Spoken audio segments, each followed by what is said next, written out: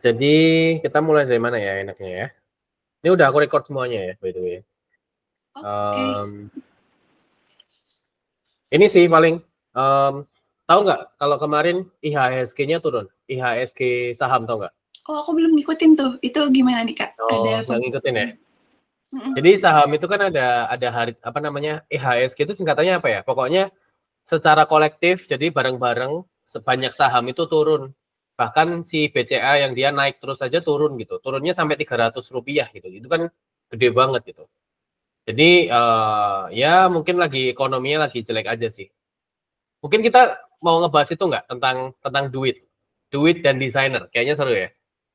Boleh, itu kayaknya menarik nih untuk dibahas. Cuan-cuan gitu ya. Nah ya, jadi gini sih, ada banyak apa namanya yang paham kalau misalkan desainer itu katanya nggak bisa kaya gitu. Nah kita mau ngebahas itu dulu, itu benar atau enggak kayak gitu ya. Nggak Menurutmu bisa gimana? kaya nggak bisa kaya tuh dalam artian gimana nih, Kak? Nggak bisa mencukupi kebutuhan hidupnya atau Oh iya, nggak bisa punya barang-barang mewah nih? Yang dimaksud kaya tuh gimana gitu? oh iya benar juga ya. Eh, Mungkin nggak bisa punya rumah mewah, maybe. Soalnya kalau mencukupi kehidupan banyak ya desainer yang bisa mencukupi kehidupan ya. Berarti kali ini kita bakal ngebahas jadi desainer tuh kira-kira bisa nggak sih mencukupi kehidupannya sendiri atau pengen lebih upgrade buat jadi lebih kaya tuh gimana caranya gitu ya, seputar itu. Ya, boleh boleh. Menurut kamu gimana? Kalau dari aku sendiri, sepertinya bisa-bisa aja, Kak. Cuma mungkin banyak hal yang harus dipersiapkan, banyak hal yang harus kita Hmm. punya. Karena kalau misalkan sekedar jadi desainer doang, ya gimana gitu. Oh Beli iya, software yang lisensinya ini aja kan butuh duit ya. Nggak bisa dong kalau misalkan cuma sekedar dari hahaha iya doang sih. gitu. Atau cuma dari sekedar yang bagus doang tuh nggak bisa gitu. Harus ada apa ya persiapan atau skill-skill yang kita punya sampai kita tuh ngehasilin uang buat Oh, itu lagi buat ke sana gitu, buat modal kita tuh beli lisensi resmi, buat nyambung hidup, sampai mungkin ke tahap yang dimana kita punya rumah, punya mobil mewah, oke. punya lain sebagainya kayak gitu. Oke, oke. Bener sih, setuju sih. Jadi lebih ke kalau kalau ada prinsip gini sih. Jadi ini nggak cuma desainer basically ya. Jadi orang-orang itu kalau dia mau dapat duit atau dia mau menghasilkan dari skillnya, ya dia harus punya skill dulu dong. Jadi harus ada yang dijual dulu dong, ya kan? Kalau desainer juga sama ya. Walaupun dia udah bisa pakai Adobe Illustrator, Adobe Photoshop, tapi kan nggak cuma di sana ya skillnya. Jadi Betul. harusnya ada tambahan-tambahan skill lagi gitu. Eh, Oke, kalau ngebahas skill, mungkin menurut kamu ada nggak skill di masa depan yang akan ini? Satu dulu deh, skill di masa depan yang akan terpakai oleh desainer. Skill di masa depan yang bakal kepakai sama desainer. Kayaknya tetap sih Kak dari yang sebelum podcast sebelumnya nih sempat dibahas dan Oke, disinggung juga. oke. Komunikasi tuh itu penting banget karena kalau nggak komunikasi kita nggak mungkin nih gitu sampai ke tahap dimana ya kita bakal sustain gitu bertahan di desainer ini karena kalau misalkan nggak Ah, komunikasi apa dong yang mau diomongin apa yang mau dikelola gitu bingung juga kalau nggak komunikasi kalau cuma sekedar karya doang juga oh ya iya, gitu-gitu doang. Kalau iya dari sih, kakak oke. sendiri Itu ini ya, berarti tambahan ya, jadi kayak additional ya. Jadi gua punya skill design, tapi juga ada skill yang lainnya yang bisa mendukung gitu ya. Kalau aku mau betul nambahin dari skill desainnya aja. Kalau kedepannya sih mungkin skill yang masih kepake ini ya, UI UX tuh kayaknya masih akan terus deh. Jadi betul desainer yang belajar UI UX itu nanti kedepannya kayaknya akan terpakai terus karena walaupun AI ada, tapi kan tetap AI butuh interface ya. Jadi kita pakai AI-nya nggak mungkin kita langsung ke komputer dengan ngetik-ngetik dong. Pasti kan ngetik-ngetiknya juga ada aplikasinya ya kan kayak ChatGPT, kayak Gemini kayak gitu kan ada aplikasinya sendiri. Jadi kayaknya desainer aplikasi yang tampilan yang experience itu kayaknya masih ada deh. Ya nggak aku sih? setuju sih sebenarnya si UI UX tuh bakal lebih sustain daripada Hmm. potensi-potensi di karir desain yang kedepannya tuh bakalan hilang gitu mungkin gitu ya Iya. kayak misalkan kayak ilustrator gitu atau mungkin kayak digital Hmm. artist gitu itu kan bakalan lebih banyak keganti sama adanya AI gitu kalau si UI UX sepertinya akan lebih bertahan lebih lama sih kalau menurut aku. Tapi kalau ilustrasi ya sebenarnya, nah ini nih agak-agak dua sisi nih. Kalau ilustrasi nih, nanti kedepannya ilustrasi tetap akan terpakai oleh perusahaan-perusahaan yang memang pakai. Contohnya kayak agensi itu biasanya dia nggak mau pakai AI sih, atau masih jarang yang pakai AI ya. Tapi kalau perusahaan-perusahaan contoh ya, kayak misalkan dia memproduksi ember gitu, dia produksi ember, dia ngapain pakai ilustrator yang beneran gitu ya. Jadi dia pakai AI doang biasanya. Jadi sebenarnya masih kepake dan tidak kepake sih, tergantung marketnya aja mungkin. Dia harus pinter-pinteran tadi, harus ada additionalnya tadi, kayak komunikasi, kayak ini personal branding. Kemarin kita udah ngebahas personal branding juga kan. Kayaknya itu ngebantu juga sih. Ya, itu sempat dibahas juga di podcast sebelumnya gitu ya. Tapi mungkin di kali ini kita bakal lebih kupas tuntas gitu. Dari sisi personal branding si desainer sendiri itu harus kayak gimana gitu. Kalau menurut aku sendiri kayaknya kita harus nentuin dulu nggak sih Kak, niche-nya kita tuh mau apa gitu.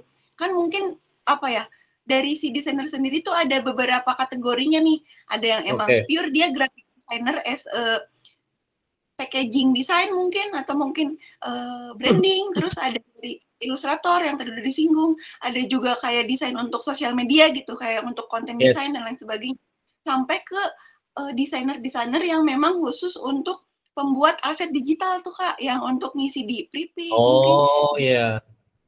mungkin di Canva sendiri kan itu ada kontributornya tuh gitu. Itu harus ditentuin dulu tuh si niche-nya tuh mau apa, sampai kalau misalkan kita udah tahu niche-nya itu apa, baru tuh si personal branding-nya tuh lebih jalan gitu. Karena kalau misalkan semuanya digarap juga ya bisa-bisa aja sebetulnya, cuma PR-nya banyak gitu. Kalau cuma kategori atau satu niche tuh lebih spesifik dan kita tuh lebih trusted gitu di mata orang, karena berarti dia emang spesifikasi atau spesialis dari graphic designer as packaging designer gitu, atau mungkin untuk branding aja gitu, kayak gitu. Itu kan banyak ya Kak di sosial media juga kita sering nemu kayak gitu. Iya, tapi kalau aku sendiri itu lebih condong ke ngedukung desainer supaya dia punya satu skill spesifik. Kayak tadi yang kamu bilang tadi, kayak dia ilustrator aja atau dia brand designer, kayak dia ngebuat logo dan branding gitu. Kenapa? Karena kalau zaman sekarang itu orang-orang tuh memang skillful ya, karena internet itu udah luas banget, TikTok itu udah banyak infonya, udah banyak skill yang bisa diajarin, tapi orang jadi kehilangan niche-nya. Jadi dia kayak nggak ada specialty gitu loh. Orang akan lebih bangga ketika dia tahu tren daripada dia bisa satu skill yang spesifik, kayak gitu sih. Kayak kemarin aku ini pengakuan aja ya, sebenarnya tim nggak ada yang tahu sih. Pengakuan aja kemarin habis jalan-jalan di Taiwan itu sama Bang Eno Bening, dia ngomong juga kalau misalkan orang zaman sekarang itu lebih suka trending, jadi lebih suka sesuatu yang ngetrend daripada dia punya skill khusus satu yang benar-benar dipegang gitu loh. Nah, aku cenderung setuju karena aku sendiri pun juga megang satu skill, yaitu branding design, bukan ilustrator, bukan yang lainnya, branding design. Nah, ketika si desainer sudah tahu niche-nya, dia akan gampang ke depannya. Gampangnya dalam tanda kutip ya. Maksudnya dia strateginya jadi gampang gitu loh. Kayak ilustrator, ya dia bikin ilustrasi banyak. Terus kalau desain branding, dia juga bisa pitching ke klien-klien banyak kayak gitu. Jadi strateginya jualan beda-beda, ya nggak sih? Betul. Kayak kalau istilah zaman sekarang tuh mungkin kayak FOMO nggak sih Kak? FOMO gitu, kayak nggak mau ketinggalan sama tren gitu kan. Dan mungkin kalau misalkan dari sisi apa ya, di sosial media kalau misalkan yang memang nggak ngikutin tren tuh agak cukup bukan kudet sih, mungkin kayak di skip gitu, karena ya dia tuh nggak mau ngikutin zaman sama nggak mau ngikutin tren orang-orang, atau misalkan customer atau klien atau bahkan mungkin audiens yang memang sekarang udah sering main sosial media itu lebihnya juga yang emang sesuai sama tren gitu, karena mereka juga secara nggak sadar nggak mau juga kan momen sama tren-tren yang emang lagi hype gitu kan ya. Iya sih, tapi perlu diketahui juga ya, sebenarnya desainer itu dia personal branding di sosial media just sebagai pencitraan aja kan, dia itu siapa gitu kan. Tapi kliennya kan tidak melulu orang yang ada di sosial media, benar nggak? Kan kemarin kita udah ngebahas juga ya, ada yang tipe di korporat, ada yang tipe di freelance, ya kan. Nah kalau freelance bisa jadi orang yang bukan di sosial media juga, jadi dari perusahaan-perusahaan yang ngekontak dia, ya kan? Atau kalau korporat jelas itu atasannya bukan orang yang tahu dia karena sosial medianya kan, dia tahu dia karena dia ngelamar kerja kan. Jadi kayak gitu sih. Jadi kita harus menempatkan itu sih. Iya. Tapi kalau dari sisi ini sendiri gimana nih Kak menurut Kakak? Kan desainer tuh ada ya beberapa kategori dan lain sebagainya dari junior sampai yang paling tinggi tuh mungkin ada senior nggak sih Kak? Senior desainer atau aku istilah lebih tinggi dari senior tuh ada apa gitu? Oke. Dari sisi pendapatan tuh gimana nih menurut Kakak gitu? Oh iya. Dari sisi senior dulu deh kita bahas yang kecil-kecil dulu gitu. Oke, sebenarnya beda-beda ya, karena kalau di Indonesia sendiri ada yang namanya UMR dan UMK kan. Ada upah minimum kota sama upah minimum R itu apa ya? Regional ya kayaknya ya. Nah, Iya kan, betul kan? regional. Nah, ada kayak gituan jadi beda-beda. Tapi kalau kita berpatok di Jakarta, kalau junior yang baru pertama kali ngelamar kerja ya pasti 5 jutaan lah ya. 4,5 sampai 5 juta biasanya. Terus kalau misalkan dia kerjanya di Jogja ya mungkin 2,5 sampai 3 juta mungkin. Kayak gitu kan. Kalau di kota-kota lain mungkin lebih kecil dan juga lebih kecil lapangan kerjanya karena nggak banyak yang butuh desain di kota-kota kecil biasanya, ya kan. Kalau senior berapa ya? Menurut kamu berapa biasanya senior? Di atas 7 mungkin Mas. Biasanya sih. Aku kurang tahu juga nih kalau tapi Iya. setelah sebelumnya sempat riset juga sih beberapa beberapa website juga sempat nyebutin kalau untuk senior tuh di atas 7,5 mungkin ada juga kan yang memang 2 digit gitu di atas 10 juta. Tapi itu juga berdasarkan perusahaannya sendiri gitu. Enggak bisa digeneralisir kalau misalkan segitu tuh untuk semua perusahaan dan se-Indonesia. Ya balik lagi ya. Tergantung perusahaan dan tergantung sama UMR dan UMK-nya sendiri gitu. Iya benar. Biasanya sekitar nggak jauh-jauh kok. Jadi kalau senior designer itu biasanya kayak orang yang sudah kerja berapa ya 5 tahun mungkin 5 tahun 4 tahun sampai 5 tahun biasa ya. Ya kalau udah kerja segitu lama berarti 7 jutaan, 7 juta sampai 10 juta biasanya range-nya. Kalau yang atasnya senior tuh biasanya ada art director biasanya. Art director sama creative director. Nah, art director sama creative director biasanya digajinya as a manager atau as a director gitu, sebagai direktur. Ya bisa jadi 15-an ke atas, bisa jadi. Tapi balik lagi nggak bisa digeneralisir karena sedihnya juga kalau di Indonesia tuh industri desain memang belum semahal itu ininya gajinya, ya kan? Betul banget. Sih. Kayak agak sedikit miris juga sih sebetulnya. Jangan dulu ngelihat yang bulanan deh ya Kak. Maksudnya yang project aja deh gitu. Per project aja tuh kadang suka agak miris gak sih?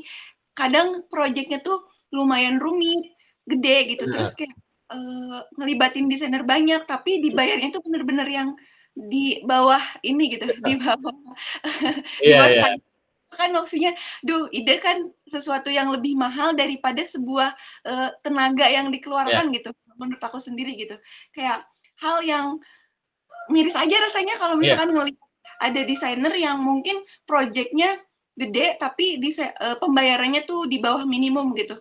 Dan menurut Kakak sendiri nih, sebenarnya desainer tuh bisa nggak sih Kak buat matokin atau punya red card gitu? Kalau misalkan kita udah berapa tahun nih berkecimpung di dunia desain, dengan adanya permintaan atau tawaran untuk kerjasama tuh kita boleh nggak sih nentuinnya tuh berdasarkan apa nih gitu? Apakah berdasarkan pengalaman beberapa tahun atau dari beberapa project atau brand yang udah pernah kita tanganin atau kayak gimana nih menurut Kakak? Oke. Boleh sih, kan nggak ada yang larang juga ya punya red card ya. Cuman kalau berdasarkan apa nih ada yang bagus nih gini nih. Kalau kamu mau didesain, mau digaji yang gede sebagai desainer, kayaknya harus masuk ke perusahaan-perusahaan yang dia menghargai seni sih, menghargai kreativitas. Contohnya misalkan kayak di TV, itu mungkin ini. Di TV, terus di perusahaan-perusahaan YouTube yang udah gede-gede. Contohnya kayak ya misalkan di Vindes mungkin. Atau di mana ya? Yang sekarang lagi gede kayaknya Pabrik Jaya Media atau something, tahu nggak? Yang dia hostnya adalah JKT48. Tahu nggak? Aku tahu, soalnya sering ikutin juga. Nah itu, kayaknya ini prediksi doang ya. Aku nggak tahu juga, nggak kenal timnya juga.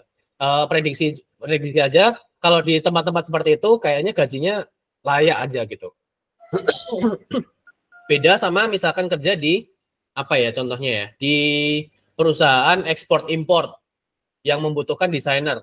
Satu doang desainernya. Itu kayaknya tidak digaji setinggi itu deh. Karena balik lagi kebutuhannya. Yang dijual belikan kan bukan desainnya. Kalau Betul. yang di YouTube tadi, yang di Vindes, itu kan yang dijual kreativitasnya, desain panggungnya ya kan, kayak gitu-gitu. Jadi kayaknya kalau mau memang yang digaji layak atau tinggi ya ke perusahaan-perusahaan itu, agency juga gitu ya. Gitu. Menurutmu gimana? Iya sih, aku juga sepakat. Sepertinya memang dari sisi apa ya, kreativitas yang dijualnya tuh harus Nah, dilihat gitu. Kalau misalkan enggak buat kreatif, ya pasti akan di bawah standar mungkin ya Kak, kayak dari iya. perusahaan yang tadi disebut gitu. Dan kalau dari sisi aku kayaknya ada salah satu contoh nih Kak, kalau di Hmm, startup nih yang lagi hype di TikTok tuh oke. Rocketindo kalau tahu. Nggak tahu apa itu? Rocketindo tuh jadi kayak perusahaan e-commerce gitu. Ah. Apa ya, kreativitasnya tuh Oh. bener-bener kelihatan banget tuh di konten TikTok, banyak banget berseliweran, tapi konten-kontennya tuh memang bukan nonjolin dari sisi apa ya, customer, tapi justru lebih ke Oh. yang bikinnya tuh kayak EGC gitu Kak, konten EGC, Oh. konten-konten karyawannya nih yang bikin konten gitu. Nah, kalau nggak Rocketindo tuh ada satu lagi kayaknya masih TV juga, tapi bukan TV yang di komersil yang ada di TV-TV, Taulani TV, kayak Oh yang iya penyanyi. tahu. Nah itu aku sempat lihat tuh lokernya ada di sosial media, gajinya tuh di atas 5 jutaan ke sana sih Iya. lumayan. Nah, betul. Berarti harus cari perusahaan yang dia menjual menjual kreativitas, ya kan?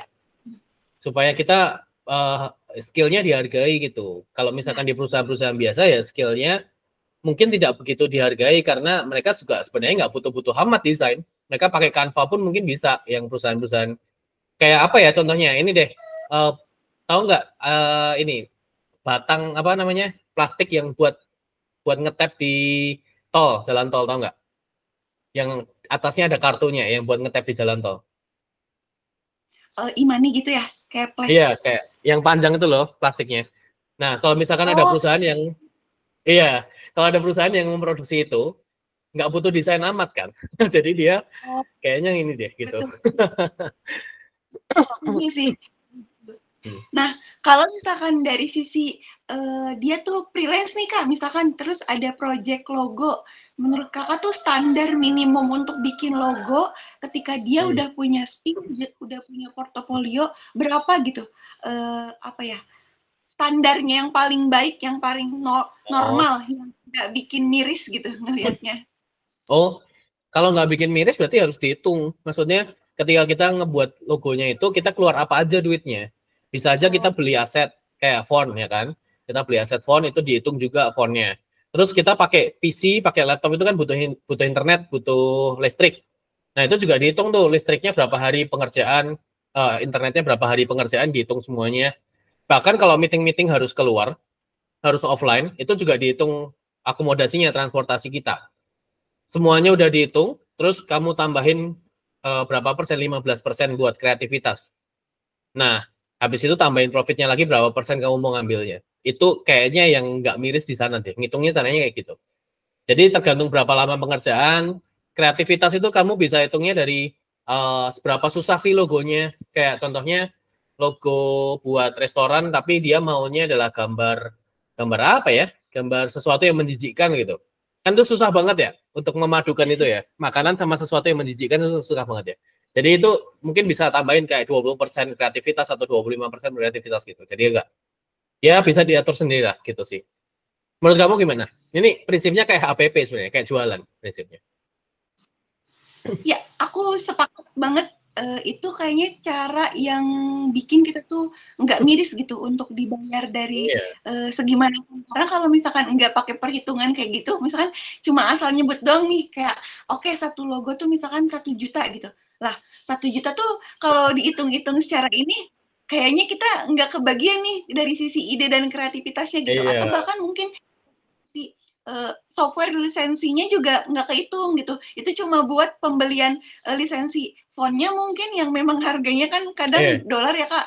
heeh, Kayak berapa, terus dari sisi, kuota listrik dan lain sebagainya nggak kehitung, jadinya kayak miris aja kalau misalkan asal nyebut gitu. Jadi emang harus diperhitungkan juga. Mungkin dari tambahan sisi revisi gitu. Kalau misalkan ada revisi, menurut aku jangan sampai kita tuh cuma apa ya, free gitu, free revisi misalkan sampai puas. Itu tuh malah justru bikin klien tuh ngerasa bukannya seneng sih, lebih ke tidak ada apa ya, sisi menghargai ke kreativitas kita, kerja keras kita gitu. Kalau misalkan ada revisi lebih 2 kali misalkan, ya itu baru boleh nggak sih Kak ditambahin cost yang memang di luar perjanjian awal gitu. Kalau misalkan pas project mungkin 1 atau 2 kali free revisi itu masih nggak, tapi kalau di atas itu mendingan kita pakai tambahan cost daripada bilang gratis gitu. Karena kalau gratis jadinya ya bener sih.